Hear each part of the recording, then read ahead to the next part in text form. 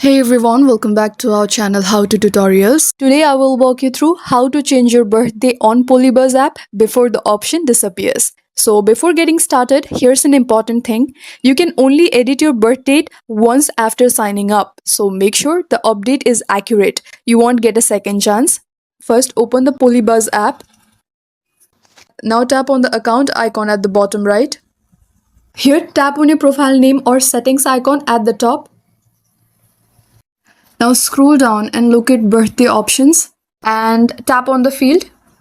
Here, you just need to select your correct date of birth and check the mark that says I certify this information is accurate. And once done, tap confirm. Again, a confirmation prompt will appear. Tap confirm again. If you don't see the option anymore, it means you have already used your one-time edit. In that case, you will need to contact support or create a new account.